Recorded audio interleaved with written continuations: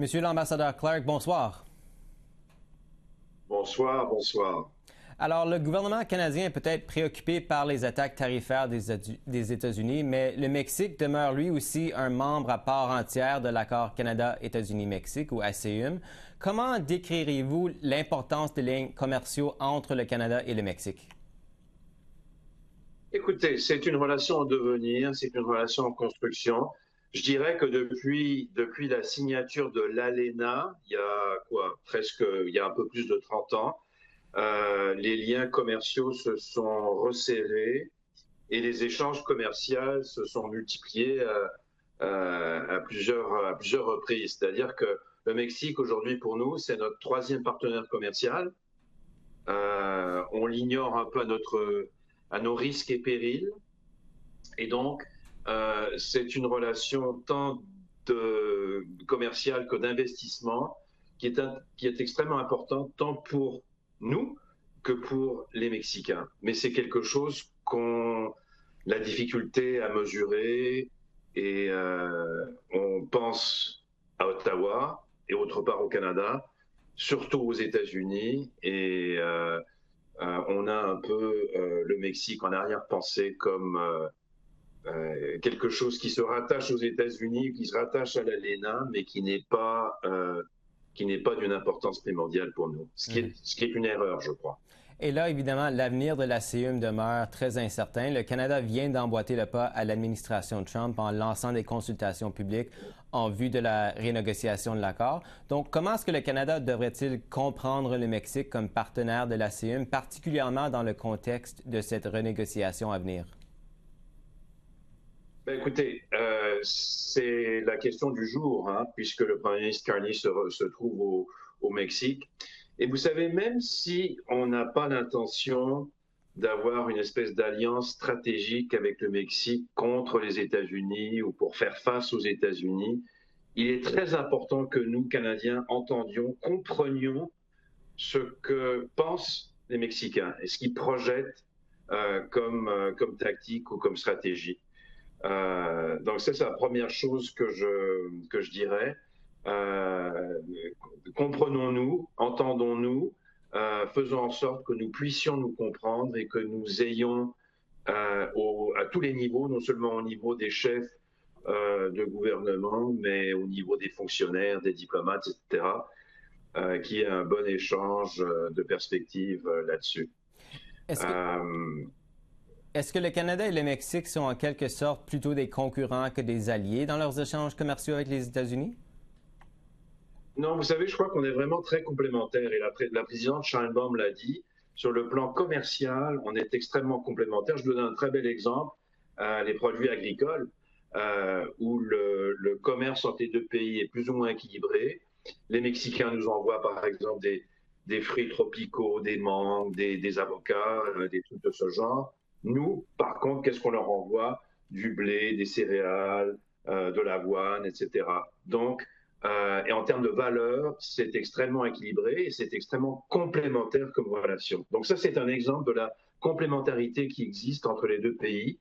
Euh, et donc on n'est pas vraiment des concurrents. Nos économies sont quand même relativement différentes. Et donc il faut voir comment tirer avantage de cette complémentarité actuelle et potentielle. Et justement, donc, dans quelle mesure pensez-vous que le Canada et le Mexique ont intérêt à coordonner leurs efforts dans la renégociation de la CIUM? Et surtout, comment doivent-ils agir pour éviter que ce soit mal vu par le président américain et son administration?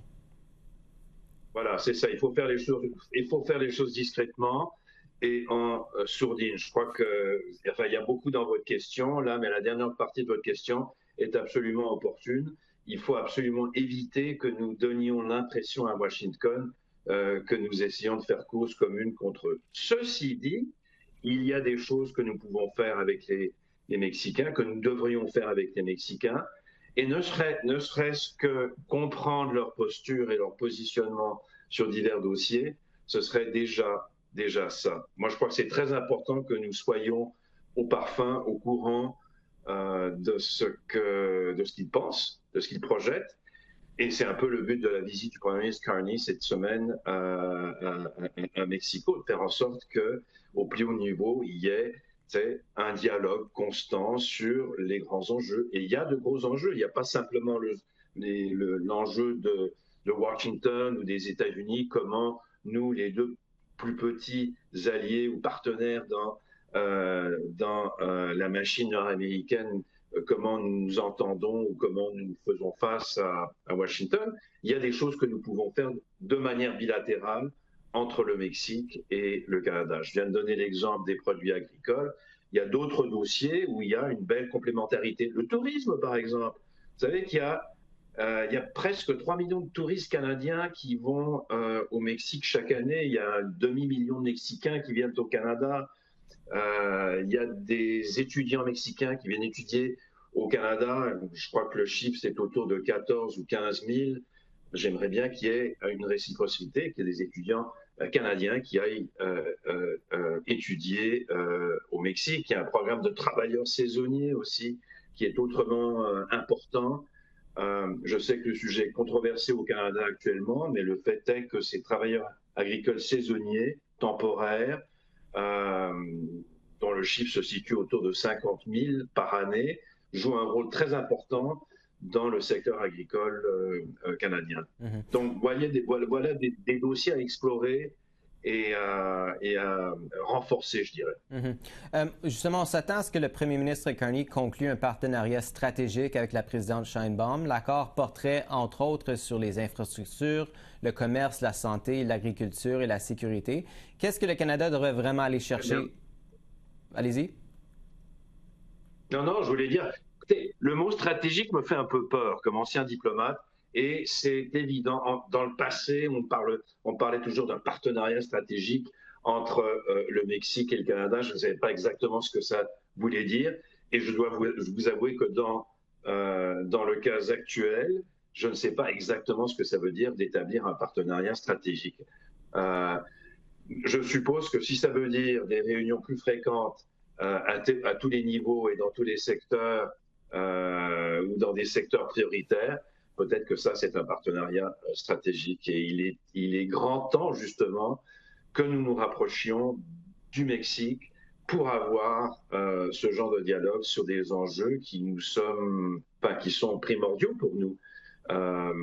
Pas simplement les enjeux commerciaux, mais comme vous l'avez dit, les questions d'environnement, par exemple, de sécurité, trafic des stupéfiants. Enfin, il y a bon nombre de dossiers dans lesquels nous devrions nous rapprocher du Mexique, ne serait-ce que pour comprendre leur point de vue, leur perspective. Mm-hmm. De toute évidence, M. Carney semble bien vouloir rétablir et même renforcer les ponts entre le Canada et le Mexique. Si vous deviez conseiller le premier ministre pour ce voyage ou pour l'avenir, quel conseil lui donneriez-vous?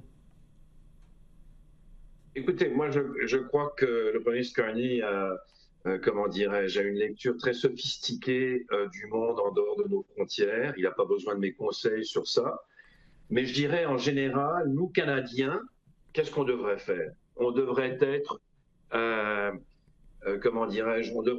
devrait nous attacher à l'idée de comprendre mieux ce partenaire essentiel et d'aller au-delà des clichés que nous avons sur le Mexique. Le Mexique, c'est pas simplement la plage et les cocotiers et la tequila et la fiesta. Le Mexique, c'est la 15e économie du monde, c'est 130 millions d'habitants, c'est un potentiel extraordinaire sur du point de vue des investissements que nous, Canadiens, avons dans ce pays. Donc, prenons ce pays au sérieux, prenons-le au sérieux et faisons en sorte aussi que nous soyons pris au sérieux par les Mexicains. Parce qu'il y a une espèce d'indifférence ou d'ignorance réciproque et mutuelle qu'il faudrait absolument corriger. Donc, je trouve que c'est fantastique que le Premier ministre Carney se soit déplacé pour aller rendre visite à ce partenaire d'une grande importance. Et j'ai très hâte de voir les fruits et les résultats de cette rencontre avec Mme Sheinbaum.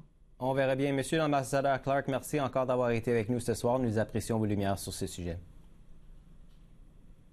Un énorme plaisir. Merci beaucoup.